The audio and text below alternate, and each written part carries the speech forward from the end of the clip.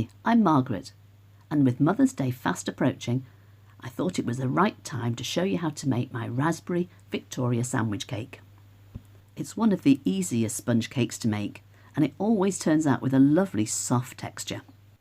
You can also get creative, decorate it any way you like.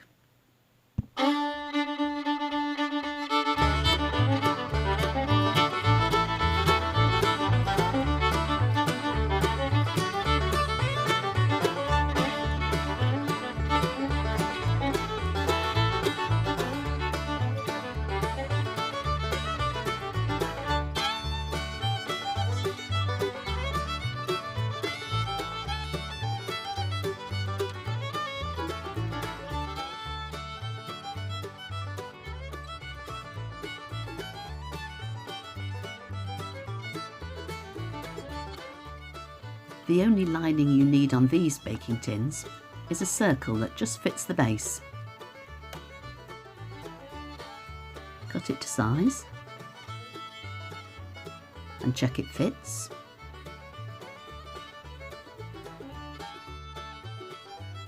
Then brush a little bit of butter on the base and on the sides of the tins.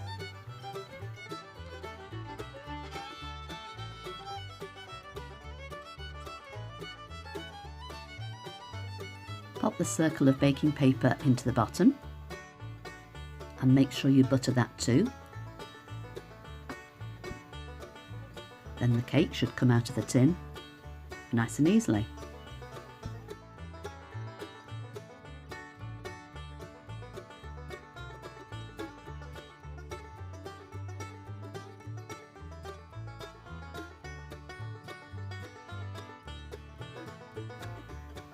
Now the measurements for this recipe are really easy to remember. You need equal amounts of sugar, butter, flour and eggs.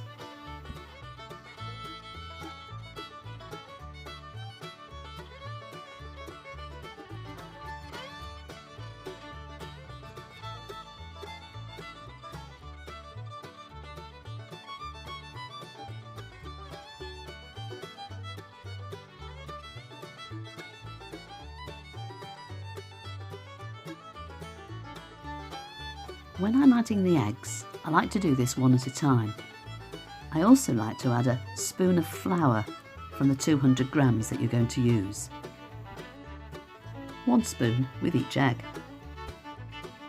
This helps the batter not to split when you add the eggs. You can do all this mixing with just a wooden spoon, it just takes a little bit longer.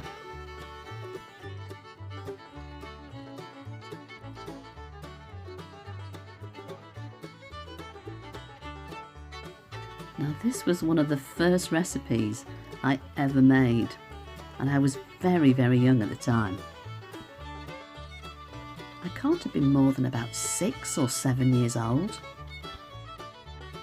because I remember kneeling up on a chair at the kitchen table with an enormous apron wrapped round me, dragging what felt like a huge wooden spoon through the mixture. It just shows how easy this recipe must be if a 7-year-old could do it.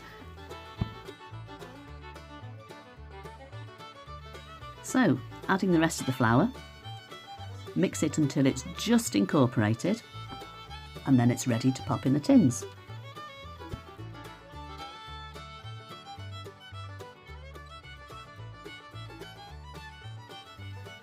I've used a bigger spoon here just to make it a bit easier. Try and get about the same amounts in each tin. Smooth the mixture out as well, so it's nice and flat before it goes into the oven.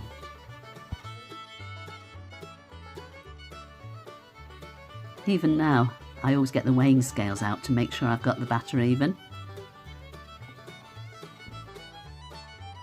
Not bad. Now when you're making sponge cakes, never open the oven door while they're baking. They will sink straight away.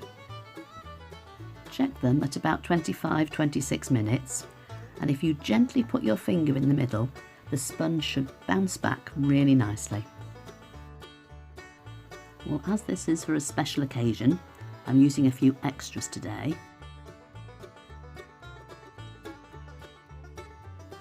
Make sure that your cakes are completely cold before you take them out of the tin. Just run a knife along the outside, and with the baking paper in the bottom, they should just pop out, and then you can peel the baking paper back.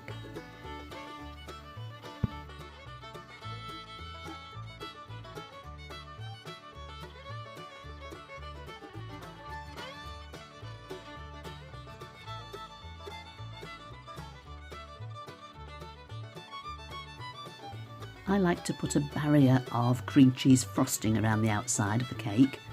Stops the jam oozing out.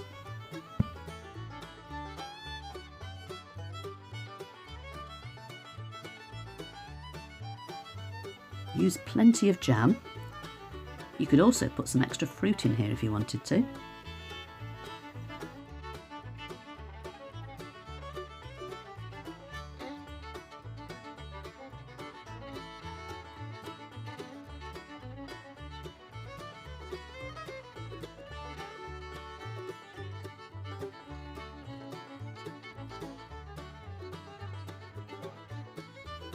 The piping bag helps to make it a nice even layer.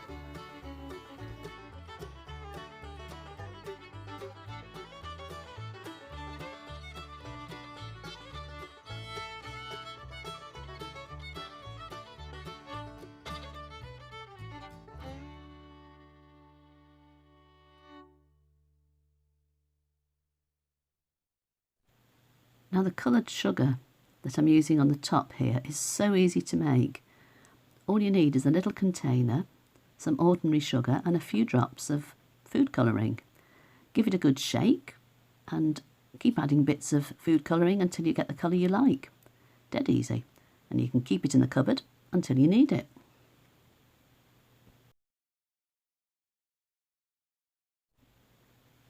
Now don't be mean with the fruit. It looks so much better if you pile it up high.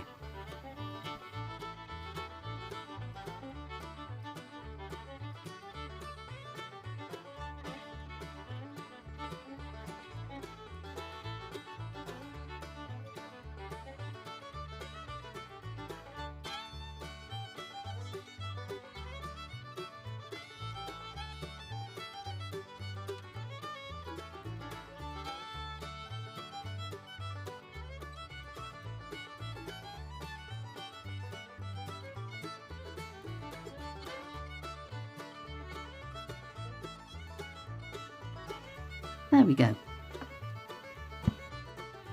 Well, this cake will be lovely as it is, but if you'd like to make it a little bit more special and add a chocolate collar, this is how you do it. You can buy sheets especially made for this in cake shops. Measure around the cake tin that you used. I find if you cut the strip into two, it's much more easy to use with the wet chocolate. Lay the strips on the board so that the ends are curling up, and find something heavy enough to keep the ends down. It has to be tempered chocolate or it won't hold its shape. You will have seen how to make this in my chocolate boat recipe.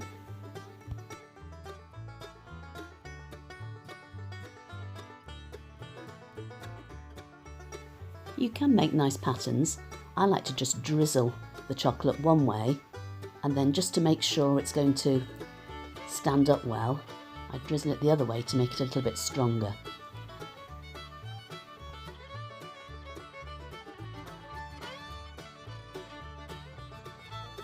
In total, I've used about 100 grams of chocolate.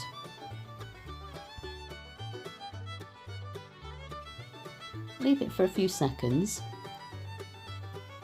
and then you can see when you lift it up how it's got a lovely rectangular shape, and it should make the perfect collar for your cake. Press each piece gently onto the sides of your cake and pop into the fridge for about an hour. Gently peel the plastic off, and there you go. A nice cake for a Mother's Day treat. Well, I hope you've enjoyed making and baking with me today. If you'd like to check out some of my other recipes, have a look at my website. The link is below. Have a good one, and I'll catch you next week.